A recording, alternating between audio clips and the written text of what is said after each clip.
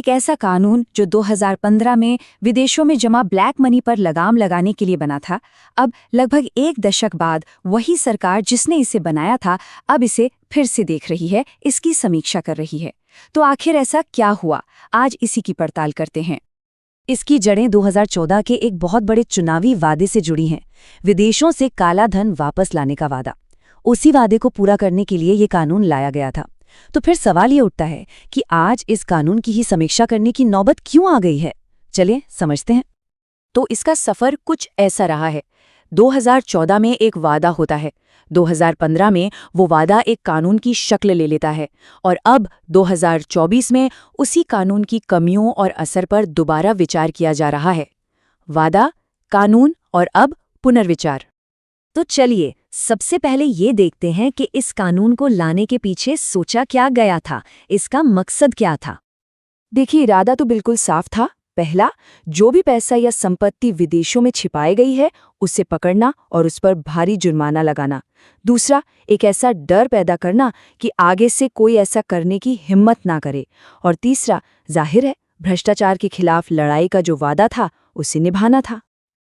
अब बात करते हैं उस चीज की जो इस कानून की सबसे बड़ी पहचान बनी और जो सबसे ज्यादा विवादों में भी रही।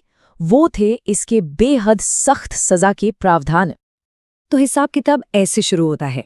मान लीजिए किसी की छिपाई हुई विदेशी संपत्ति पकड़ी गई, तो सबसे पहले उस पर 30% का सीधा टैक्स लगेगा। ठीक है, ये तो समझ में आता है। लेकिन खेल यहीं खत्म नहीं होता, ये तो बस शुरुआत है। उस 30% टैक्स के बाद अब आती है पेनल्टी, और वो कितनी है?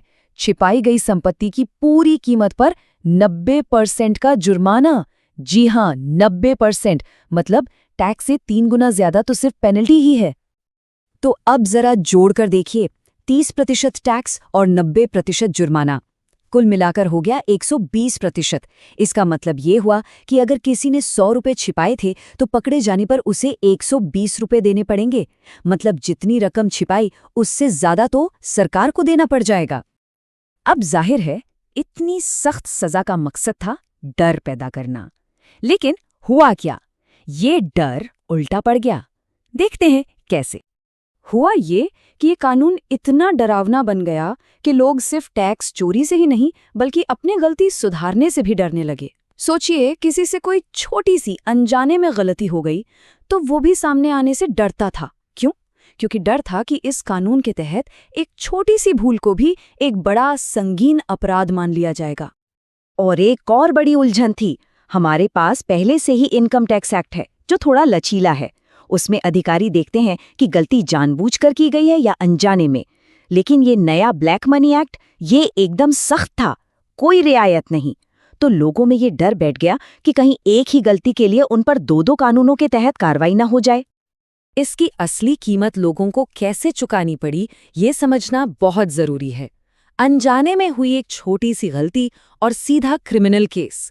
छोटी मोटी विदेशी होल्डिंग के बारे में बताना भूल गए तो 10 साल तक की जेल, और तो और रिटर्न फाइल नहीं किया तो चाहे संपत्ति की कीमत कुछ भी हो, सीधा 10 लाख का जुर्माना।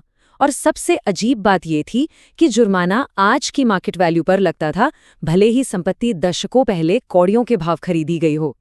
और सिर्फ आम लोग ही नहीं, बड़े बड़े कानूनी जानकार, यहाँ तक कि कुछ टैक्स अधिकारी भी यही कह रहे थे। उनका कहना बिल्कुल सीधा था कि जब हर छोटी बड़ी गलती पर सीधा क्रिमिनल केस ही चला दिया जाएगा तो कौन हिम्मत करेगा अपनी गलती मानने की? लोग तो और छिपने की कोशिश करेंगे। तो इन्हीं सब दिक्कतों को देखते हुए सरकार ने एक पैनल बनाया जिसका काम था इस कठोर कानून को सुधारने के लिए सुझाव देना। तो इस पैनल ने क्या सुझाव दिए?